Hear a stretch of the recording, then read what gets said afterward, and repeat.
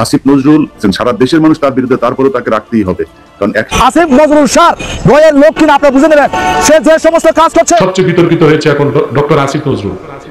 তাকে বলা হয় ভারতের রয়ের এজেন্ট। সরকারের মধ্যে থাকা ভারতীয় গোয়েন্দা সংস্থা রয়ের সবচেয়ে বড় এজেন্ট কি আমরা পেলাম, সেটা হচ্ছে উপদেষ্টাই কি সেই রয় এজেন্ট? আসসালামু আলাইকুম সম্মানিত প্রিয় দর্শক, অবশেষে সাংবাদিক ইলিয়াস হোসেন ভাই কিন্তু প্রমাণ করে দিল যে উপদেষ্টা আসিফ নজরুল ভারতের রয়ের হয়ে কাজ করছেন, যার ফলে কিন্তু হাসিনাকে তাড়িয়েও আমরা বাংলাদেশের মানুষ ভালো নেই। তবে কি এবার হাসিনার পর উপদেষ্টা আসিফ নজরুলের পালা? হ্যাঁ দর্শক, জনগণের প্রতিক্রিয়া থেকে ইঙ্গিত কিন্তু এরকমটাই মিলছে, কারণ দেশের জনগণ থেকে শুরু করে সমন্বয়করাও কিন্তু এখন উপদেষ্টা আসিফ নজরুলের বিরুদ্ধেই কথা বলছেন। আর এই সম্পূর্ণ বিষয়টির বিস্তারিত নিয়ে কিন্তু আমাদের কাছে খুবই গুরুত্বপূর্ণ একটি রিপোর্ট রয়েছে, তাই অনুরোধ করবো ভিডিওটি না টেনে একেবারে সম্পূর্ণ দেখবেন, তবে আপনি বিষয়টি ভালো করে বুঝতে পারবেন, কারণ দেশের বর্তমান পরিস্থিতি কিন্তু একেবারে ভয়াবহ। তাহলে চলুন দর্শক, আপনার মূল্যবান সময়টি আর নষ্ট না করে এবার আমরা মূল ভিডিওতে চলে যাই। প্রথম আলো ডেইলি স্টার এখন চুপচাপ আছে, এর মানে এরা চুপচাপ থাকবে তা না, কারণ এদের যেসব লোকজন সবখানে এই আসিফ নজরুল থেকে শুরু করে প্রতিটা জায়গায় এদের লোক এরা এখন চুপচাপ করে বসাচ্ছে। আপনি প্রথম আলোর সামনে যেটা হয়েছে দেখেন, এটা যদি কালকে আসিফ নজরুলের বাসা ঘেরাওয়ের কর্মসূচি দেওয়া হতো না, এত পুলিশ আসতো না, এত গ্যাঞ্জাম করতো না। কালবেলা সন্তোষ শর্মা, এইসব সিনালি নাটক আমরা বুঝি, তো মনে রাখা হবে এদের যে উপদেষ্টারা এখন এইসব করছে, এই সন্তোষ শর্মা থেকে শুরু করে প্রথম আলো ডেইলি স্টারকে যারা বাঁচাচ্ছে, তারা একসময় এই এত প্রভাবশালী থাকবে না। অতএব যখন প্রভাবশালী থাকবে না, আমরা এগুলো তাদেরকে ফেরত দিয়ে দিব। সন্তোষ শর্মাকে বাঁচানোর জন্য, প্রথম আলোর মতিউরকে, মাহফুজ আনামকে, ভারতীয় এসব দালালকে বাঁচানোর জন্য এত প্রচেষ্টা আপনাদের, সেখানে গিয়ে কেউ কি ভাঙচুর করেছিল, কাউকে মারধর করেছে, কাউকে মারতে গিয়েছে, কারো হাতে অস্ত্র ছিল, অথচ এই আলেমদের উপরে কিভাবে আপনার অত্যাচার করা হয়েছে, তাদেরকে গ্রেপ্তার করা হয়েছে, সাউন্ড গ্রেনেড থেকে কাদানি গ্যাস সবকিছু ছোড়া হয়েছে। কিসের জন্য এত সিরিয়াস কেন প্রথম আলোর ব্যাপারে? সো এটা বুঝতে হবে। প্রথম আলো ডেইলি স্টার কালবেলা এগুলো হচ্ছে বাংলাদেশের রয়ের অফিস, রয়ের শাখা, এখানে এদেরকে দিয়ে অনেক কিছু করেন। আপনি কয়েকদিন আগের একটা ঘটনা যদি দেখেন, যারা মনে করছেন প্রথম আলো সপ্তাহখানেক আগে হারুন নিজার সাহেবকে ফোন করেছেন, হারুন নিজার সাহেবকে ফোন করে তিনি তারা দুঃখ প্রকাশ করেছেন, দুঃখ প্রকাশ করে তারপরে বলছেন যে আমরা তো আগে এইসব ভুল হয়েছে, এখন আর আমরা তো এগুলো করছি না, আপনারা আমাদেরকে মাফ করে দেন। আচ্ছা, মাঝখানে খালেদ সাইফুল্লাহর বাসায় পুলিশ পাঠিয়ে তাকে একটা 1 লাখ টাকার বান্ডেল, সেটা নিয়ে খুব টানাহেস্টা করে তারপরে তাকে কিছু টাকা বোধহয় দিয়ে এসছে পরে। তো এটা করে তাদের মানে খালেদ সাইফুল্লাহর ব্যাপারে আবার কিছু ঘটনা আছে, উনি যখন আটক হয়েছেন ওর কাছ থেকে কিছু টাকা ওনার পকেটে ছিল, সেই টাকা ভারতের ভিসার জন্য গিয়েছিলেন, তো ওই টাকা আপনার ডলার করার জন্য কিছু টাকা পকেটে ছিল, সম্ভবত 2 লাখ না কত লাখ টাকা, আমার সঠিক মনে নাই। সেই টাকাগুলো পুলিশ নিয়েছিল, তো তাদের কাছে গিয়ে এখন সেই টাকা ফেরত দিতে চাচ্ছে। প্রথম আলো পুলিশ এদের ব্যাপারে কোনো কথা না বলার জন্য মাপ চাচ্ছে। তো এগুলো করে তারা পরিস্থিতিটা শুধু ঠান্ডা করতে চাচ্ছে, কিন্তু ভেতরে ভেতরে আপনি প্রথম আলো যেই সূক্ষ্ম ব্রেন নিয়ে চলে, ওই ব্রেন নিয়ে খেলা সবসময় সম্ভব না। আমরা হয়তো অনেক কিছু কাউন্টার দিব, অনেক কিছু। আপনি দেখেন, এই যে কয়েকদিন আগে একটা ছেলে তার মাকে খুন করেছে, 500 টাকার জন্য খুন করে তারপরে তার মাকে ফ্রিজের ভেতরে আটকে রেখেছেন, লাশ ভেতরে রেখে দিয়েছেন। আচ্ছা, এটা সারা বাংলাদেশের মানুষ দেখলো। 2 দিন পরে সেটা খবর বেরোলো, সেই ছেলে তাকে মারে নাই, তাকে মেরেছে হচ্ছে আপনার তার পাশের এই তাদের ভাড়াটিয়ারা। তাকে র্যাব ধরার পরে আপনারা মনে আছে, একদম সাদা পাঞ্জাবি পায়জামা টুপি সব পরায় নিয়ে এসে তারপর মিডিয়ার সামনে দাঁড় করাইলো।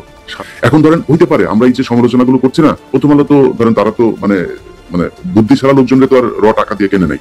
দেখবেন খুব সুন্দর করে কথা বলতে পারে, চেহারাটাও একটু মোটামুটি, মানুষ দেখলে মায়াবী মনে হয়। এই যে প্রথম আলোর মতিউর রহমান, মাহফুজ আনাম, সুন্দর চেহারা, তাই না? এদিকে আসিফ নজরুল কি সুন্দর করে কথা বলে, 2 মিনিটে মেয়ে পড়াইতে পারে। তো এই যে আসিফ নজরুলদের মতো এরকম জিনিসকেই তারা বাই করে, সো মেধান তো কেনে তারা। তো এদেরকে আপনার সুন্দর করে এখন কথা বলাবে, আপনাদের মনে হবে যে প্রথম আলো ডেইলি স্টার এরা বোধহয় ভালো হয়ে গিয়েছে। এখন আবার আরেকটা কথা বলা হচ্ছে, প্রথম আলোকে মাপ চাইতে হবে। মাপ চাওয়া চাই না, আমি মনে করি আজকের এই যে আন্দোলনের পরে আমি যারা আন্দোলন করেছে আমি তাদেরকে বলবো যে ভাই, খুব মাথা ঠান্ডা রেখে তারপরে প্রথম আলোর সাথে ডিল করতে হবে। এখন তাদের সামনে গেলে তারা এটা দেখাচ্ছে যে গণমাধ্যমের উপরে আর উপদেষ্টা পরিষদে তো বসিয়ে রাখাই হয়েছে প্রথম আলো ডেইলি স্টারের পেজ, যেসব এই যে আসিফ নজরুল, তারপরে মাঝখানে আরেকজন, সবার নাম টাম বলছি না, বাট মনে রাখবো আমরা ভাই, আপনারা এই 15 বছর আপনাদের চেহারা সুরত আমরা দেখি নাই। এখন এসে যারা এই সন্তোষ শর্মার অফিস ঘেরাও করার কথা বললে যারা প্রথম আলো ডেইলি স্টারের পক্ষে করছেন, আমি প্রথম আলোর অনুসন্ধানী একটা করার পরে, ডকুমেন্টারি করার পরে যারা প্রথম আলোর পক্ষে এই পোস্ট করছেন, এগুলো আমরা মনে রাখবো। ঠিক একা যখন থাকবেন না, এই উপদেষ্টা পরিষদ থেকে বের হয়ে যাবেন, তখন কই থাকেন, কেমনে থাকেন, আর কিভাবে আপনারা মান সম্মান নিয়ে বেঁচে থাকেন, একদম শয়তানি জীবনে যা করছেন সব প্রকাশ করা হবে। তো সেই অপেক্ষায় থাকেন। আমি আপনাদের যারা সাধারণ মানুষ আছেন, আপনাদের কিছু কথা শুনতে চাই। আজকে যেটা দেখেছি, আমি ঘুম থেকে ওঠার পরপরই এই অবস্থা দেখবো এটা আমি বুঝতে পারিনি। তো কমেন্টে লিঙ্ক দেওয়া আছে, আপনারা আসেন এবং সবাইকে অনুরোধ থাকবে যে এই জন্য বাংলাদেশটা স্বাধীন হয়েছিল কিনা জানি না, খুব কষ্ট হয় যে এত বড় ঘটনার পরেও এই দেশের মানুষ যা যা চেয়েছিল তার কোনো কিছুই হচ্ছে না। আপনি দেখেন এখন পর্যন্ত কয়েক হাজার আলেম জেলখানায় আছে। বিডিআর হত্যাকাণ্ডে আর্মির যে দেশপ্রেমিক অফিসারদেরকে হত্যা করা হয়েছে, তারপরে যাদের উপরে দোষ চাপানো হয়েছে সেই বিডিআর এর সৈনিকরা, তাদের সাজার মেয়াদ শেষ হয়ে গিয়েছে, তারপরে এখন পর্যন্ত তাদেরকে ছাড়া হচ্ছে না। আসিফ নজরুল তার সংস্কৃতি মন্ত্রণালয়ের জন্য নতুন লোক খুঁজে পেয়েছেন, সারা দেশের মানুষ তার বিরুদ্ধে, তারপরেও তাকে রাখতেই হবে, কারণ একসাথে ওই যে মডেল নায়িকাদেরকে বেড পার্টনার বানিয়েছেন, ফারুকি তো তার বহু আগের বন্ধু, তো সেটা নিয়ে খুব নাচানাচি। অথচ পিপি নিয়োগ করার সময় পায় নাই, এই জন্য বিডিআর এর হত্যাকাণ্ডের এই যেসব বিডিআর সদস্যদেরকে যাদেরকে আটকে রাখা হয়েছে তাদের শুনানি করতে পারে নাই। এরপরেরটাতে পরের পিপি নাকি পড়ার সময় পায় নাই, এই কারণে আবার 7 তারিখেরটা পিছাই দিল, পিছায় এখন সামনে 28 তারিখে আছে। আপনার যারা গুম ছিল তাদের নিয়ে কোনো তদন্ত কমিটির কোনো কার্যক্রম শুরু হয় নাই। কোন জায়গায় কি হয়েছে এই বিপ্লবটা তো একটা কারণ ছিল, রয়্যাল লোকজন যেখানে ছিল সেখানে আছে। যারা এই যে মানুষকে আলেমদেরকে এতদিন ধরে জঙ্গি বানাইলো তাদের কোনো বিচার নাই, হাসপাতালে চিকিৎসা নাই, যারা আহত হইলো তাদের পরিবারকে কোনো ক্ষতিপূরণ নাই, কোনো কিছুই নাই। অথচ আমাদের এক বিপ্লবী সরকার বসে আছে। তো অনেকেই বলে থাকেন ভাই দেশে আসেন না কেন, আসলে ভাই সরাসরি বলি, মানে এই দেশে এখনো পর্যন্ত যাওয়ার সময় হয়নি, কারণ সবাই যায় ওদের খাঁচার মধ্যে যদি ঢুকে তাহলে শান্তিতে থাকতে দিবে না। এখনো পর্যন্ত আর্মির অফিসাররা টেলিভিশন পত্রিকাতে ফোন দিয়ে তারা তাদের মন মতো করায়, তাদের কি হবে কোথায় কি হবে সেটা তারা করায়। এদেরকে আপনাদের কষ্টের কথা, যারা এখনো ওই দেশটাকে নিয়ে চিন্তা করেন, যারা আসলেই সাফারার, তাদের বিরুদ্ধে যারা অবস্থান নেয় তাদের বিরুদ্ধে আমার জায়গা থেকে দাঁড়িয়ে যা কিছু করা সেটাই করে যাব। এই দেশের চিন্তা বাদ দিয়ে দিলাম, আজীবনের জন্য এই দেশ চেহারা দেখবো, ওই চিন্তা বাদ দিয়ে দিলাম। কারণ আজকে প্রথম আলোর সামনে যেটা ঘটেছে, আমার দেশের এই আলেমরা এই গেল 5ই আগস্ট তাদের রক্তের উপর দিয়ে এই দেশে এই সরকার এসেছে, তাদেরকে যেইভাবে পুলিশ মনে হলো যে অনেকদিন পরে আজকে রোজা রেখে তারপর ঈদ ছিল তাদের জন্য, ঈদের মতো করে তারা এদের উপরে আক্রমণ করলো, কি খুশি আর কি আক্রমণাত্মক। এরপরে আসলে প্রথম আলো ডেইলি স্টারের এত বিশাল দাপট, এই দেশটা আসলে রয়ের কাছে বিক্রি হয়ে গিয়েছে। বিএনপি, জামাত, তারপরে বুদ্ধিজীবী, সব জায়গাতে একই অবস্থা। তো এই দেশ নিয়ে আর কি বলবো, কিছু বলার নাই। নিজের ক্ষোভ যতটুকু আছে এইটুকু কি করার জন্য, যেইভাবে আমার হাতে যতটুকু ক্ষমতা আছে, যেটুকু সুযোগ আছে সেটুকু করবো। আপনাদের কাছে অনুরোধ থাকবে যে যার যার জায়গা থেকে যতটুকু যা করার সেটা করে যান। এবং আলেমদেরকে কিছু কথা বলেছে, এটার জন্য আপনাদের কাছে আমি খুবই বিনয়ী হয়ে কথাটা বলছি যে দেখেন আমি দাড়ি টুপির বিরুদ্ধে না, কিন্তু আপনাদের এই দাড়ি আর টুপি দিয়ে ওরা এটাকে বিভিন্ন ধরনের রং দেওয়ার চেষ্টা করে, যে বলে জামাত শিবির এটা বলে, তারপরে এগুলির বাইরে তারা এগুলো পাঠায়। সো আমার মনে হয় আপনাদের একদম ন্যায্য কাজ যেটা, যখন যেটা করা দরকার সেটা করা উচিত। এই মুহূর্তে মামলাটা নিয়ে আপনারা আলেমরা বসে কোন কোন আলেম, আমার কাছে অন্তত 20 জন আলেমের নাম্বার আছে যাদের সাথে আমার কথা হয়, তারা গুম হয়েছিলেন। তো আপনারা সবাইকে চেনেন কারা তারা, এদেরকে নিয়ে আপনারা বসে তারপরে কার এই কোন কোন সাংবাদিক এগুলো করেছে। প্রথম আলোর ডেইলি স্টারের কাল আপনাদের এর আগে ক্ষমা করা হয়েছে একবার পুলিশকে, সামনে ক্ষমা করা হবে না।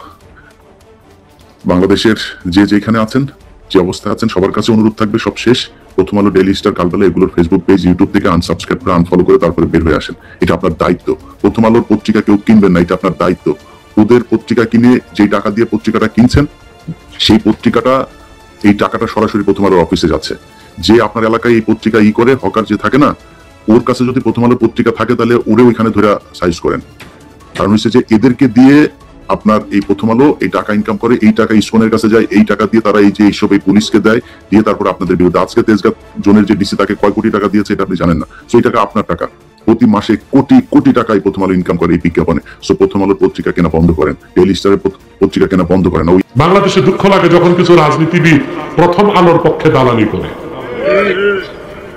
কেন করে জানেন? সবচেয়ে বিতর্কিত হয়েছে এখন ডক্টর আসিফ নজরুল, তাকে বলা হয় ভারতের রয়্যাল এজেন্ট। আমি জানি না রয়্যাল এজেন্ট কিনা, তবে সিআইএ এর এজেন্ট অস্বীকার করা যায় না।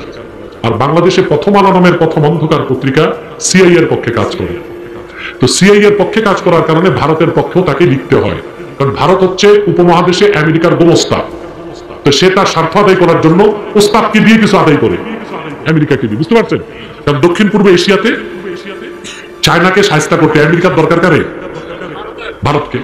এই জন্য ভারত তো তার গোমস্তা, তার সব কাজ করে দেয় চায়নার বিরুদ্ধে। সে তো ভারতের কিছু স্বার্থ আমেরিকাকে দেখতে হয়, সেজন্য কুখ্যাত প্রথম আলো পত্রিকা ভারতের পক্ষেও লিখে। অতএব যারা যে রাজনৈতিক দলের নেতাই হোক কুখ্যাত প্রথম আলো পত্রিকার দালালি করে, আমরা তাদেরকে সিআইএ এর এজেন্ট মনে করি। তাদের ব্যাপারও সাবধান থাকতে হবে আপনাদেরকে। আরেকটা মুসলিম সম্প্রদায় আমাদের বিরুদ্ধে কাজ করতেছে, এটা হচ্ছে ঈসাই জামাত, খ্রিস্টানদের একটা গোপন দল। 1975 সালে ঢুকছে, এই পর্যন্ত 2.5 লক্ষ পরিবারকে খ্রিস্টান বানাইছে। এরাও নিজেদেরকে দুঃখ লাগে মুসলিম পরিচয় দেয়, দাঁড়িয়ে রাখে, টুপি লাগায়, বুঝলেন? মানুষকে খ্রিস্টান মানে বলে তুমি কে, বলে মুসলমান। কি মুসলমান? ঈসাই মুসলমান। তার মানে বলে তুমি ঈসার উম্মত মুসলমান। ঈসার উম্মত মুসলমান না খ্রিস্টান? তাদের মাস্টার প্ল্যান হচ্ছে পার্বত্য চট্টগ্রামকে আজ হোক কাল হোক আলাদা করে খ্রিস্টান রাষ্ট্র বানানো। পালানোর আগে বলছে, কথা বলেন, পালানোর আগে বলে গেছে, কিন্তু এত দেরিতে শুনলা কে? আগে শুনলা না কেন? কথা বলেন। এখন আপনারা দেখতে পাচ্ছেন বার্মার যে রাখাইন, এটা আরাকান আর্মি দখল করে নিচ্ছে বিদ্রোহীরা। আর বাংলাদেশের সাথে বার্মার সীমান্ত হচ্ছে 270 কিলোমিটার। মার্কিনীদের চাল হচ্ছে রাখাইন রাজ্যকে, আরাকান যেটা পূর্ব নাম, এটাকে একটা বৌদ্ধ রাষ্ট্র, খ্রিস্টান রাষ্ট্র বানাবে, ভারতের মিজোরামকে আলাদা করবে, বাংলাদেশের পার্বত্য চট্টগ্রামকে একটা খ্রিস্টান জোন তারা বানাতে চাচ্ছে। আপনাকে বসে বসে আঙ্গুল চুষবেন না? এক হইতে হবে। তাহলে ইসাই তরিকা, খ্রিস্টান মিশনারি, ওদের বিরুদ্ধে আর ইসাই তরিকার বিরুদ্ধে আপনাদেরকে গণ সচেতনতা তৈরি করতে হবে। কিন্তু আপনারা ঝগড়া করতেছেন, এ হেড টুপি পাস করলি, হেড 3 করলি, হেডটা লম্বা, হেডটা গোল, বেটা পল্লাই কেউ থাকবে না, টুপি বসে যাবে।